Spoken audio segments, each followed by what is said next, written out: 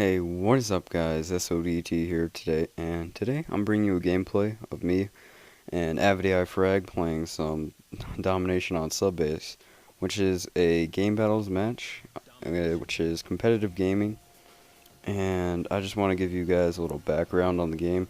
This is the third map. There's through It's the best 2 out of 3 basically. It's 3 maps, and this just so happens to be the third map. Basically, it's kind of like overtime, the tiebreaker. And I'm not going to ruin the ending, but you guys will find out eventually if you watch the whole video. But other than that, I just want to say I do not lose on sub base when I play Domination because I have Avidi iFrag on my team. And you guys will find out why shortly. But let's just say he earns his name. So, moving on, I just want to talk about a little bit about why you guys actually might be interested in competitive gaming and why you might want to get into it. So, a lot of people rage about how they get killed by Ghost and they have crappy teammates and everything. And really, in game battles, that really just doesn't happen. I know a lot of people that complain about things that Treyarch and basically everybody that developed Call of Duty, even Infantry Ward, that they put in these crappy ideas like the motion sensor, Ghost for first perk slot, claymores, all that. Things that, really kill you without taking any skill whatsoever, and like things like the grenade launcher that just really get you angry and whatnot.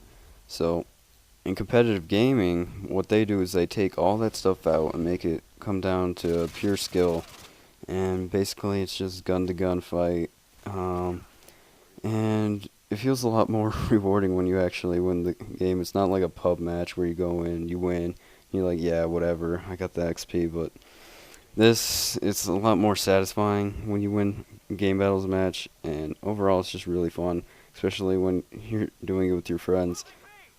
So if you find yourself raging in public matches all the time and want to actually play some good people, I would recommend going to a site called GameBattles.com, which is basically the main hub for competitive gaming on the consoles.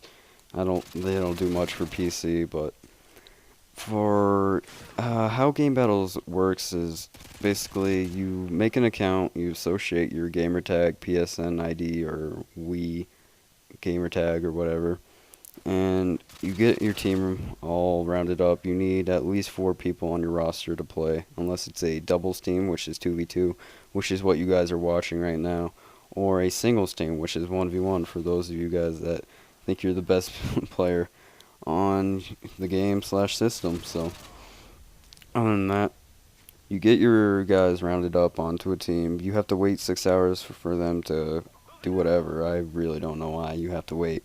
It doesn't make sense to me, but once that, you go into Match Finder and you find a match, you play it, and you try your hardest, basically. And hopefully, once the match is done, you're gonna report the scores, which is part probably the hardest part of game battles is being honest and playing people that are honest, that actually report the scores that they lost and that they won. So I just want to tell you guys that how I already explained a little bit about the how the matches go, but most matches, default matches, there's 3 maps that you play, and if you set the thing to default, you will play 3 randomized maps and objectives based on the time of accepting, whatever that has to do with anything. But and then if it's basically the best 2 out of 3, and if you guys tie, you basically just replay the map, and that's basically it for how game battles works. And then there's things like MLG variant, and there's special ladders for like map packs, map ladders, and search only maps, domination only maps, team deathmatch only, all that. So you can choose what you want to play. You don't have to play like capture the flag, domination, and team deathmatch. You can just play search and destroy or just domination. It's really just whatever you find yourself best at and what you feel like playing. But I want to tell you guys what kind of mindset you want to have when you go into competitive gaming, because to be honest, when I went in, I felt like truly that I sucked and I wasn't that great of a player, even though in public match I was always on top of the scoreboard.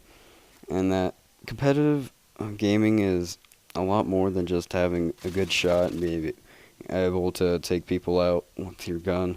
It evolves into a lot more things about learning trafficking on the map, where people are going to be, the spawns, and then a big part of it is communication with your team and knowing how your team's going to react to a certain situation, and really just trusting your team that they can get the guy off the flag or off the bomb when they say they got them.